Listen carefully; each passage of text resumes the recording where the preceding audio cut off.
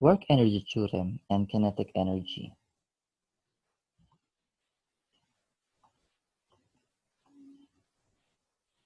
Kinetic energy is the energy form based on the motion of an object.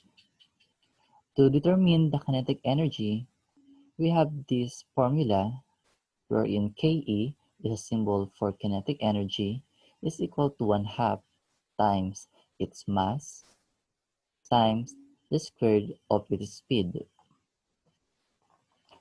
The standard unit for kinetic energy is the same as the unit for work, which is joule. Kinetic energy, like work, is a scalar quantity. These are not surprising observations because work and kinetic energy are closely related, as it is clear from the following statement of the work energy theorem. So most people expect that if you do work, you get something as a result. In physics, when a net force performs work on an object, there is always a result from the effort. The result is a change in the kinetic energy of the object. As we will now see, the relationship that relates the work to the change in kinetic energy is known as the work energy theorem. So this theorem is obtained by bringing together three basic concepts that we already learned. So to gain some insight into the idea of kinetic energy and the work energy theorem, so let's consider this figure where a constant net external force, or the summation of force, acts on an airplane of mass m. So this net force is the vector sum of all the external forces acting on the plane. And for simplicity, it is assumed to have the same direction as the displacement. So according to the Newton's second law, the net force produced as accelerate given by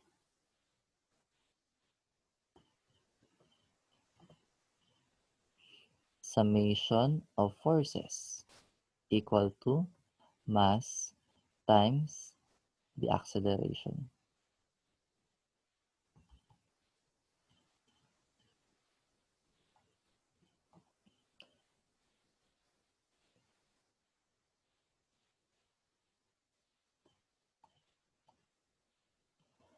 So the first lesson, or the first idea that we apply in work energy theorem, is the second law of motion, which relates that the net force delta summation of forces, or sigma f, to the acceleration a of an object. Then we will determine the work done by the net force when the object moves to a certain distance. So this is our formula for work. So when we multiply the distance in the second law of motion, we have this summation of force times the displacement, which is equivalent to work, is equal to mass times acceleration times the displacement. So finally, we'll use one of the equation of kinematics to relate the distance and acceleration to the initial and final speed of the object, which is this one. So this S, we use X for the horizontal motion and Y for vertical motion. But in this case, our symbol for displacement is S. So we have this motion equation that acceleration times the displacement is equal to 1/2 times the squared of final velocity minus the initial squared of the initial velocity. So the result of this approach will be the work energy theorem.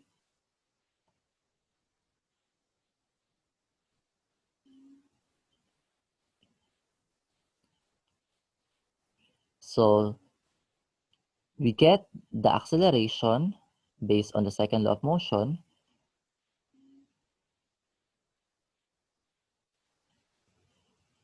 and this motion equation, and we derive with this work energy theorem. Or you can use also this one, where work is equal to the change in kinetic energy is equal to 1/2 times the mass times the change in the squared of its velocity. So let's have an example problem. The space probe Deep Space One was launched October 24, 1998, and it used a type of engine called an ion propulsion drive. An ion propulsion drive generates only a weak force or thrust, but can do so for long periods of time using only a small amount of fuel. Suppose the probe, which has a mass of 474 kilograms, is traveling at an initial speed of 275 meters per second. No forces act on it except the 5.6 times 10 raised to negative 2 Newton thrust of its engine. So this external force is directed parallel to the displacement, which has a magnitude of 2.42 times 10 raised to 9 meter. So we were going to determine the final speed of the probe, assuming that its mass remained nearly constant. So what our given in this problem, we have the mass, which is 474 kilograms. We have the initial speed,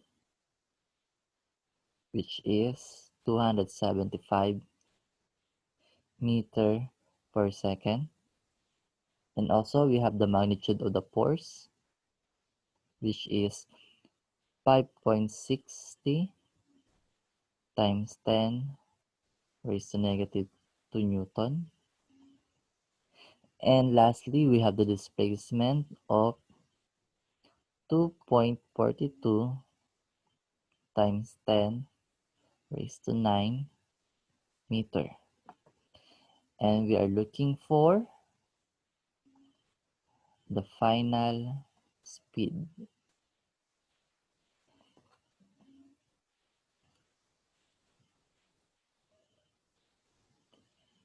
So we're going to use the work energy theorem, which states that the summation of forces times the displacement is equal to 1/2 mass squared of final speed minus 1/2 mass of the initial speed.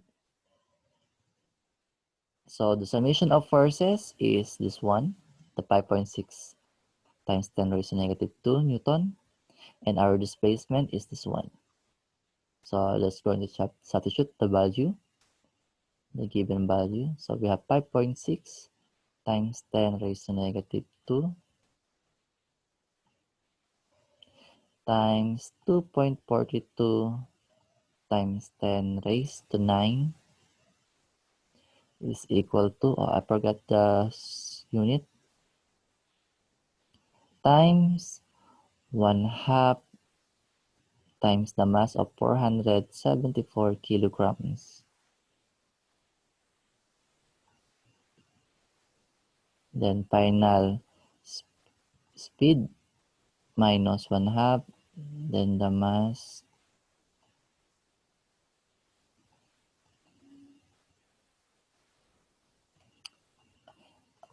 our initial velocity is 275 meter per second. Okay, so after you simplify this equation, so try to do it on your own to simplify this one, we can get the value of the final speed of 804.64 meter per second.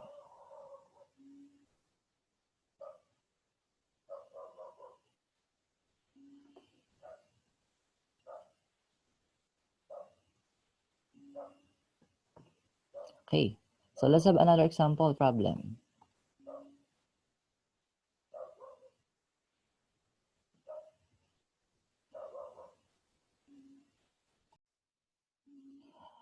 A 48 kilogram skier is coasting down a 25-degree slope. As the figure shown near the top of the slope, her speed is 3.6 meter per second. She accelerates down the slope because of the gravitational force, even though a kinetic frictional force of magnitude 71 Newton opposes her motion. So ignoring air resistance, we're going to need to determine the speed at a point that is displacement 57 meter downhill.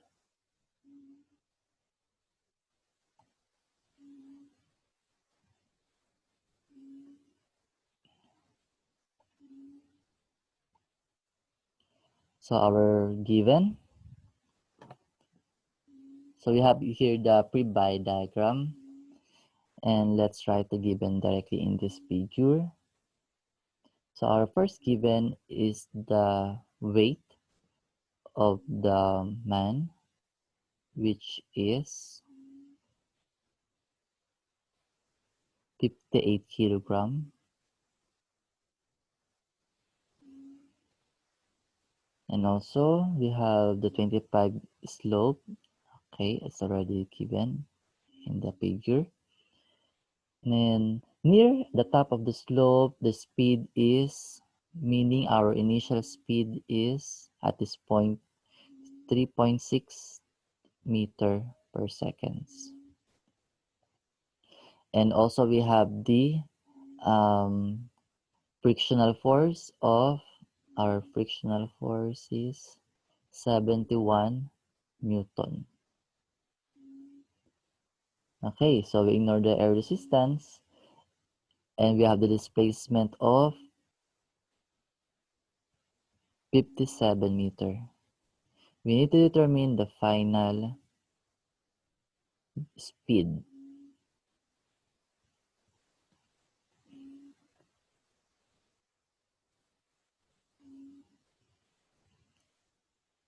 So we're going to use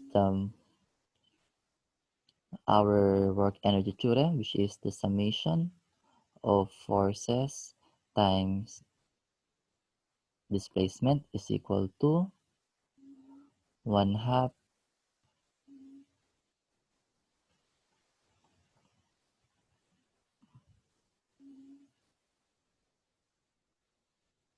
Okay. So what is our summation of forces? So in our figure, or in our situation, in a problem, we have two forces acting on the system. First is the frictional force. Then second, the weight of the skier. So in this problem, we will consider downward direction as our positive direction. So meaning,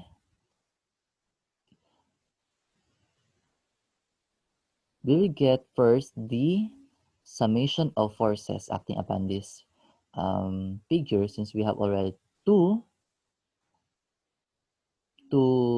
forces. Actually three, because we also have the I'll call this the normal force.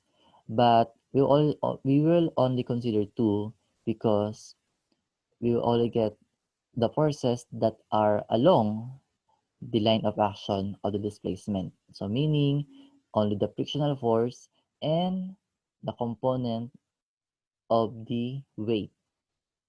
So our summation of forces now is equal to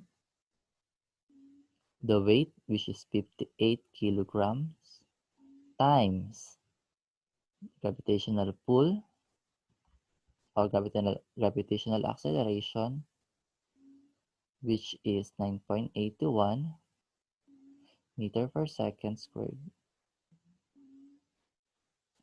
times sine 25 degrees.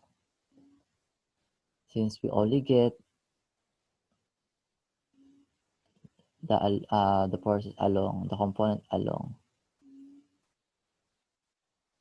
the displacement. Then minus, lastly, minus 71 Newton.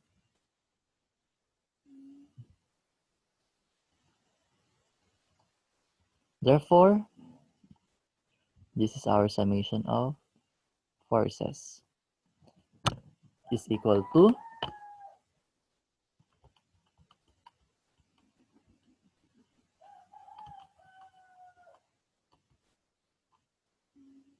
169.46 Newton. Okay, so let's proceed with our work energy theorem. So apply the given. So we have 169.46 Newton times the displacement of 57 meter is equal to 1/2 times the mass, which is 58 kilograms, times the final speed, which is our what we are looking for, minus the initial speed of 3.6 meter per second squared. Therefore, by solving this,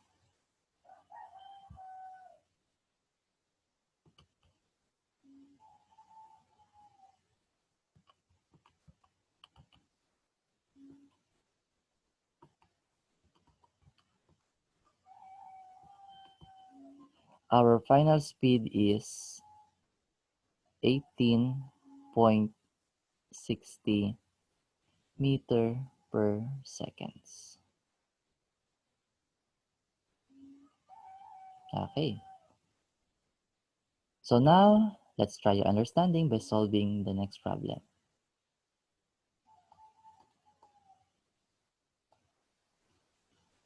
So try to solve this one.